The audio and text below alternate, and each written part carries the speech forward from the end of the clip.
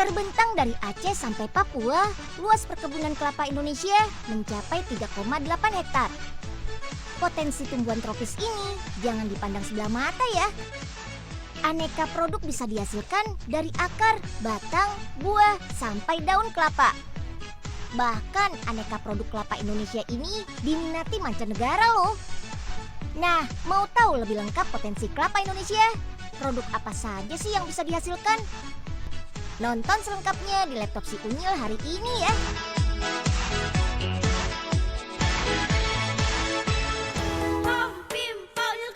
Laptop si Unyil, kita belajar bersama. Di laptop si Unyil, kita belajar bersama.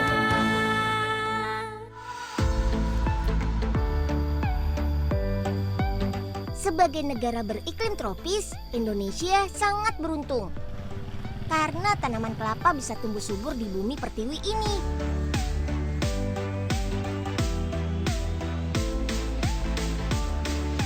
Produksi kelapa Indonesia yang melimpah diikuti dengan berbagai macam olahan kelapa. Salah satunya adalah gula kelapa kristal atau biasa disebut gula semut. Banyumas Kabupaten di Jawa Tengah ini jadi penghasil gula semut terbesar di Indonesia loh. Bahan untuk membuat gula semut adalah nira, yaitu cairan manis dengan kadar gula tinggi. Untuk mendapatkan nira, kita harus sadap dari bunga kelapa nih. Penyadapan nira kelapa biasa dilakukan saat pagi dan sore hari. Nira kelapa yang sudah terkumpul langsung bisa kita olah jadi gula semut. Yuk kita lihat prosesnya.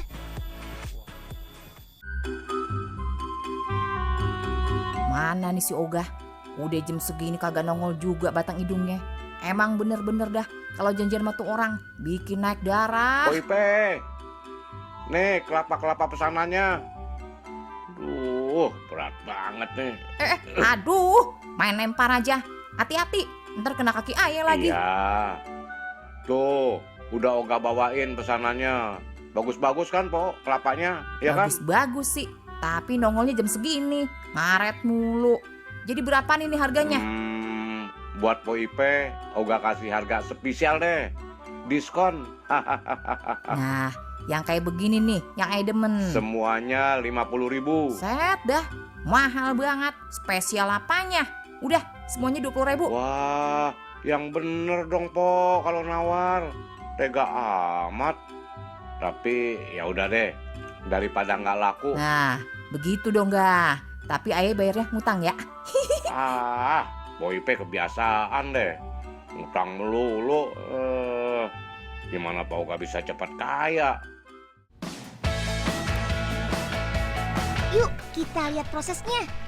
Nira kelapa hasil sadap langsung kita rebus. Sambil terus diaduk supaya gula tidak hangus dan lengket. Masaknya menggunakan kayu bakar nih, agar api yang dihasilkan besar dan stabil. Walaupun masih tradisional, kebersihan dan kualitas dari gula semut ini terjaga sangat baik loh. Butuh waktu 6 jam sampai tekstur nira berubah menjadi padat. Wah, lama juga ya. Oh iya, ada ribuan rumah produksi gula semut di Banyumas. Setiap harinya rata-rata bisa menghasilkan hingga 200 kg gula semut. Wah, pantas saja ya Kabupaten Banyumas jadi sentra gula semut di Indonesia. Oh iya, mau tahu kenapa disebut gula semut? Ini karena berbentuk butiran kecil, halus seperti semut. Di pabrik diawali dengan sortir dengan cara diayak di mesin seperti ini. Getaran mesin akan memecah gumpalan gula. Hasilnya tekstur gula semut menjadi halus. Untuk menghilangkan kadar air, masukkan hasil ayakan ke dalam oven bersuhu 100 derajat Celcius. Kurang lebih selama 1 jam. Gula kelapa yang kering bisa bikin tahan lama. Setelah kering, ayak kembali. Tahap ini memang dilakukan berulang agar hasil akhir gula seperti kristal halus, sesuai dengan standar yang telah ditentukan. Sip deh. Sekarang cek gula secara teliti. Tidak boleh ada sisa kotoran ataupun benda asing. Setelah lolos sortir, gula semut siap kita kemas. Ada berbagai ukuran nih, dari kemasan 454 gram sampai 5 kilogram. Wah, lagi-lagi untuk menjamin kualitas, gula semut harus melewati mesin pendeteksi logam. Pastikan tidak ada logam dalam kemasan gula semut ini ya. Sekitar 3.000 ton gula kelapa asal Banyumas dikirim ke luar negeri setiap tahunnya. Jumlah ini merupakan terbanyak di dunia.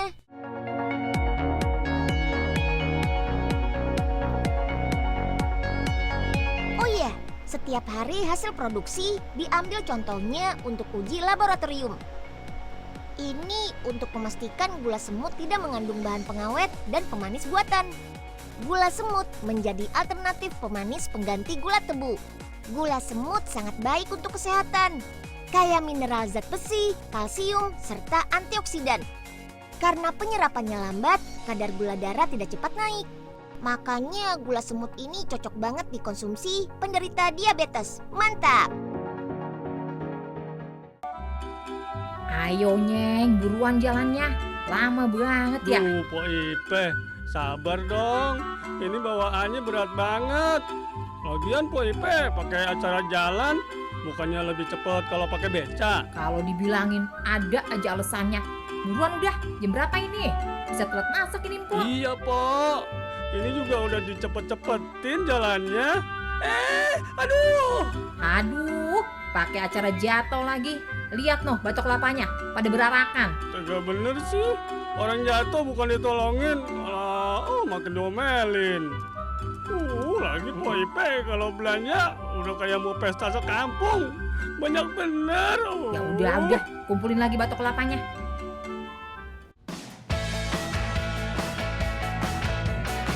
Nah, Unyil sudah sampai di pabrik nih. Lokasinya di daerah Banten. Pabrik inilah yang membuat selai kaya. Jenis selai yang satu ini memang menggunakan santan sebagai bahan bakunya. Pabrik ini membuat sendiri santannya agar kualitas santan tetap terjamin.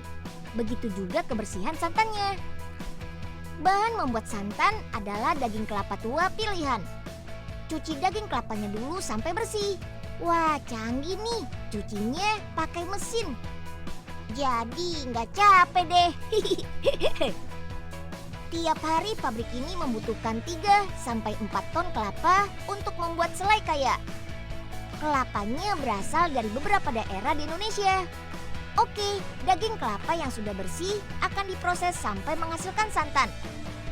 Hasilnya seperti ini nih. Selain santan, bahan untuk membuat selai kaya adalah telur ayam, gula, dan pandan. Perpaduan bahan-bahan ini tentu saja kaya gizi. Bagus sekali untuk pertumbuhan teman-teman semua. Yuk, kita ke tahap pencampuran dan pemasakan. Semua bahan sudah siap dimasukkan ke dalam tangki. Pertama, masukkan dulu campuran santan dan gula. Cur. Lalu masukkan telur ayam yang sudah dikocok.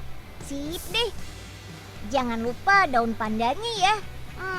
Bisa bikin selai jadi wangi.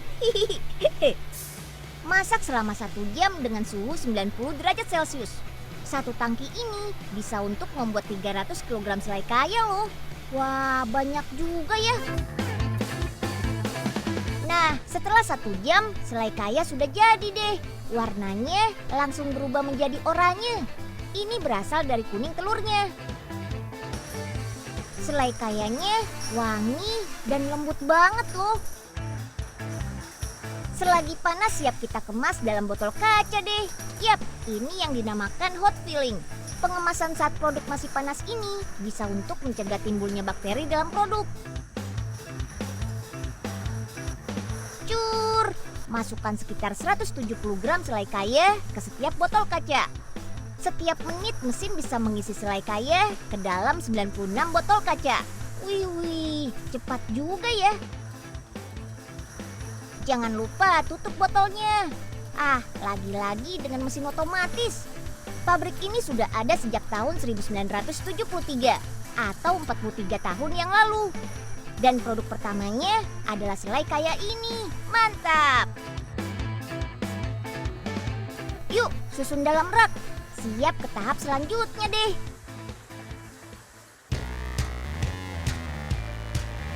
Botol kaca berisi selai kayak ini harus kita bungkus dengan plastik. Tidak hanya di bagian penutupnya saja, plastik membungkus semua bagian botol. Ini untuk menjaga kualitas produk. Selai kaya buatan pabrik ini sudah dijual ke seluruh Indonesia loh. Bahkan sampai diekspor ke Hong Kong dan Australia. Keren! Untuk menjamin kualitas produk selai kaya ini, harus juga loh melewati pengecekan di laboratorium. Seperti ini nih, sedang mengecek kekentalan dan pH. Mengetahui kekentalan selai kaya ini dibutuhkan agar selai mudah ketika dioles di roti.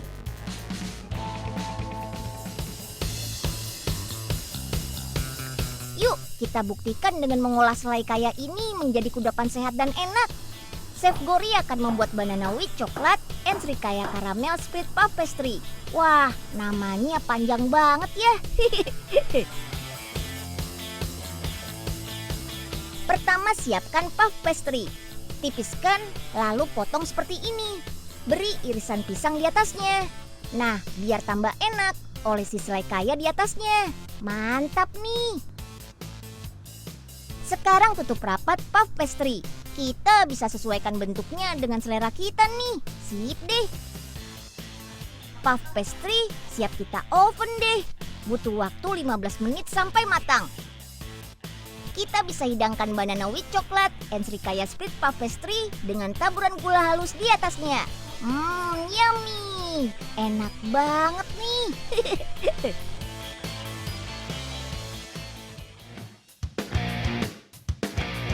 Daging kelapa tidak hanya bisa kita olah jadi santan.